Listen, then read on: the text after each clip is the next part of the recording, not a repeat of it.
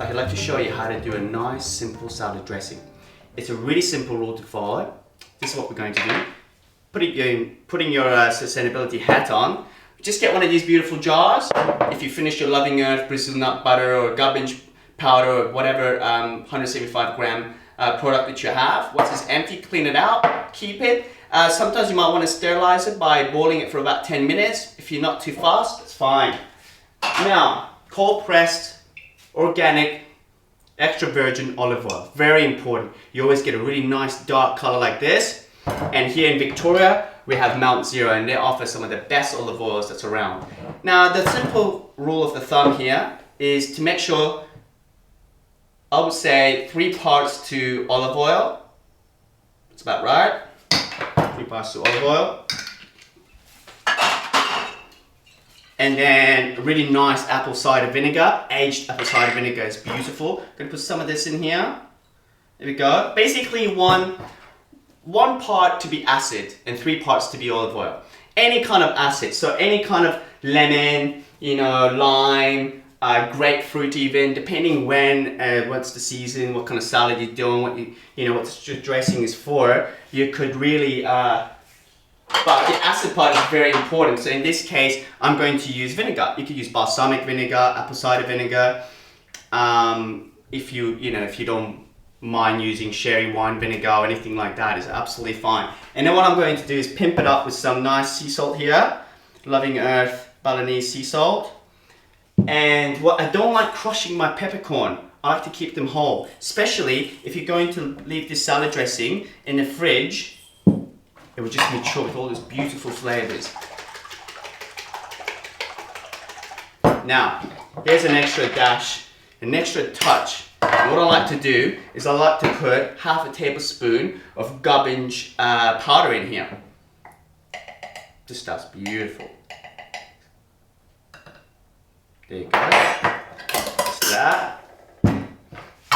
Close it up. Give it a nice stir, nice shake. That's what chefs do in the kitchen. Beautiful. Strawberry jam. This is my signature dish. Seriously. It's beautiful, it's easy, and it's sexy. All we have to do is get 3 punnets of strawberries. Give them a good wash just before using. Cut the green part out. Cut into 3 or 4, depending how big it is, kind of like that. Yeah, into a bowl. It's just one I prepared a little bit earlier. Same thing again. Doesn't really take that long. And then, once we've done that, put them into a container like this, but make sure you have cooking paper on the bottom. Beautiful. Yeah, it's really, really easy. Once we've done that, get vanilla bean, 1 cinnamon quail or cinnamon stick, whatever you like to call it. Slightly crush it, spread it around.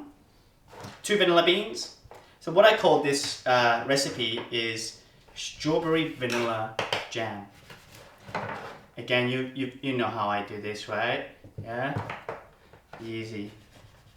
Actually, you don't need to break all of these vanilla beans. It's just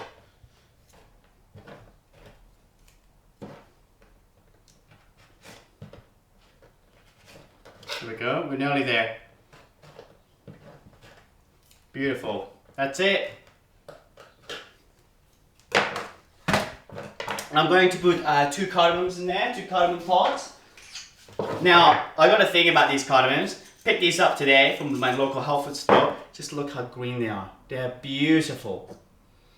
And they smell amazing. So I would say the best cardamoms that you can find, in order to check the quality of them, make sure they're green like this one. Yeah? When they're kind of faded, that light green, it just means it's just been under the sun or the quality has dropped. But these babies, they just smell so beautiful. And just have 2 of these in there. Basically, cardamom pods, cinnamon, vanilla. Goes in every kind of jam or marmalade that you're doing. Everything. It's just a basic principle to all those things. And then, Now, if you're going to make dark jams, use dark agave. If you're going to use sort of light colored jams, like strawberries, kind of that nice light red, then use light agave. Again, infused. This time I'm using infused truffle, black truffle agave. It's about, so basically 3 punnets of strawberries with 1 cup of agave. Measure it out. Thank you. Beautiful. Got them in there. And then just spread them around like this. And what I tend to do is I tend to use a fork to just do this with it, yeah? Because you just want to get that water out from the strawberries and mix it around. Like that. And once you've done that, what I normally do is I get out a piece of paper, because when you're putting this into the dehydrator for about 6 hours, what you want to happen is that you want everything to dehydrate consistently. Very important. Now, I would say this rule of thumb is with most things that you're going to dehydrate that are liquid based. Liquid. Here we go. And what I do here, because the moment you're going to put this in a dehydrator, this is just going to fall away. So what I do here is have 2 little spoons or forks or butter knives to hold it down. You put that on this, stick it in the dehydrator. About 4 hours later, get it out. In the meantime, get some nice orange zest going, and just basically candied orange zest would be amazing with this. You could always put that in there for about the last hour or 2 and then throw it into the jam mixture. And once it comes out, you're gonna have this beautiful consistency. I mean, look at this. Yeah, let me get some out for you so you know what you're looking for. I mean, look at this. Just beautiful.